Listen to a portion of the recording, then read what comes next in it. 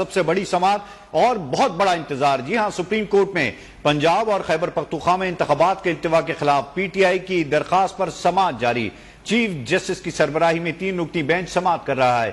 Peoples party کے وکیل فاروق H Naik نے دلائل کے آغاز میں بینچ کے دائرہ اختیار پر تحفظات کا اظہار کر دیا. جسٹس منیب اختر نے کہا, گزشتہ 48 گھنٹے سے میڈیا کہہ رہا ہے کہ اسلام اعلامیے کے مطابق سیاسی جماعتیں بینچ پر عدم اعتماد کر رہی ہیں. ہم پر اعتماد نہیں تو دلائل کیسے دے سکتے ہیں؟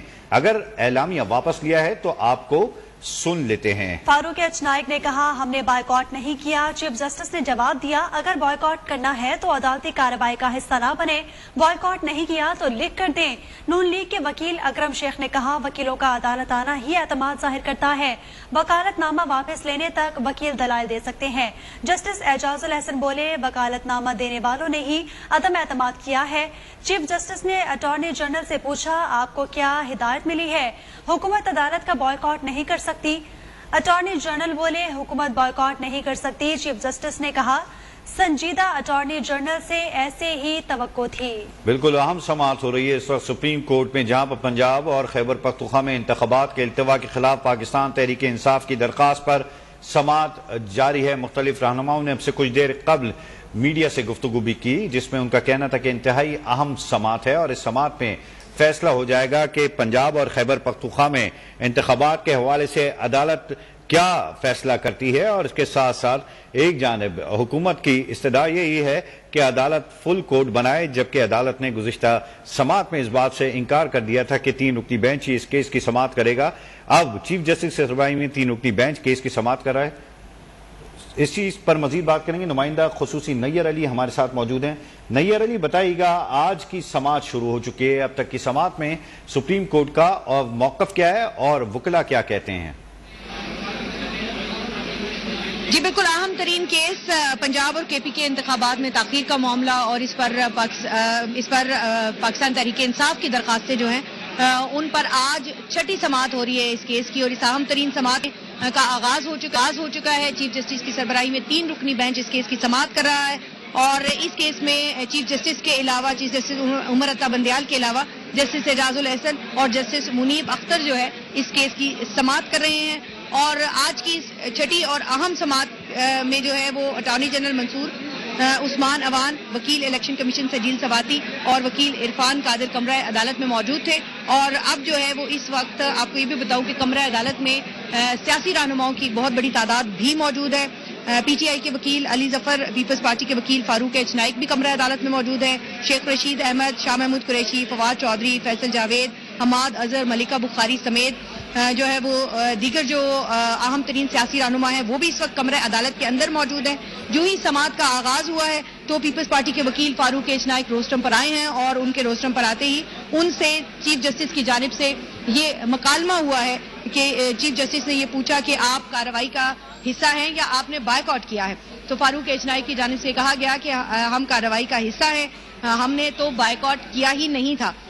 جس پر چیف جسٹس کی جانب سے کہا گیا کہ اخبار میں تو کچھ اور لکھا ہوا تھا, اور جسٹس منیب اختر کی جانب سے یہ استفسار کیا گیا کہ آپ ایک طرف بینچ پر اعتراض کرتے ہیں اور دوسری طرف کارروائی کا حصہ بھی بننا چاہتے ہیں.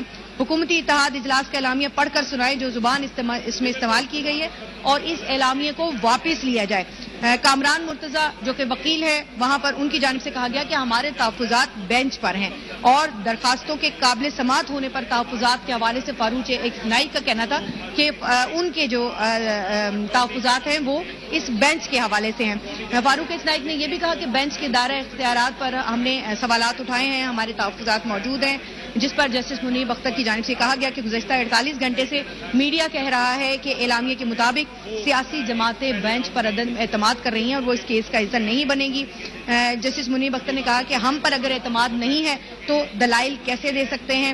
اگر اعلامیہ آپ نے واپس لے لیا ہے تو پھر آپ دلائل دے سکتے ہیں. اور سپریم کورٹ نے ابتدا میں حکومتی اتحاد کے وکلاء کو سننے سے انکار کر دیا, جس کے بعد چیف جسٹس کی جانب سے کہا گیا کہ کیا آپ بائیکاٹ نہیں کر رہے تھے, جس پر فاروق اشنائی کی جانب سے ایک بار پھر عدالت کو یہ بتایا گیا کہ ہم نے بائیکاٹ نہیں کیا تھا اور ہمارا اور وکلاء کا یہاں موجود ہونا ہی عدالت پر اعتماد کا اظہار ہے.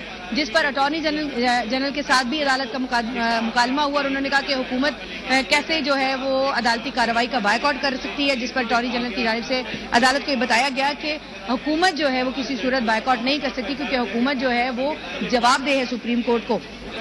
جس پر چیف جسٹس کی جانب سے کہا گیا کہ ایک سنجیدہ اور سمجھدار اٹارنی جنرل سے یہی توقع تھی کہ وہ بائیکاٹ نہیں کریں گے.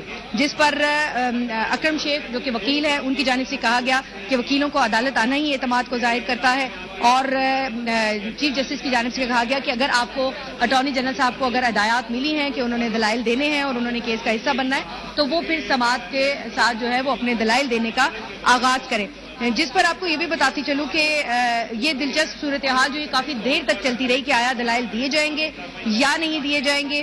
اور اٹارنی جنرل کی جانب سے کہا گیا کہ درخواست میں الیکشن کمیشن کا فیصلہ کالعدم قرار دینے کی استدعا کی گئی ہے اور صدر کو کے پی میں اختیارات اور تاریخ دینے کے حوالے سے جو اختیارات کے حوالے سے جو ہے وہ بھی استدعا کی گئی ہے. اٹارنی جنرل کی جانب سے کہا گیا کہ درخواست کی بنیاد 1 مارچ کا عدالتی فیصلہ ہے. فیصلے میں عدالت نے پنجاب کے لیے صدر اور کے پی کے لیے گورنر کو تاریخ دینے کا کہا تھا. گورنر کے پی کے نے تاریخ کی درخواستیں دائر ہونے تک کوئی تاریخ نہیں دی گئی تھی. چیف جسٹس کی جانب سے یہ کہا گیا کہ سوال اٹھایا تھا کہ الیکشن کمیشن 8 اکتوبر کی تاریخ کیسے دے سکتا ہے, جس پر قانون کسی کو الیکشن ملتوی کرنے کا اختیار بھی نہیں دیتا.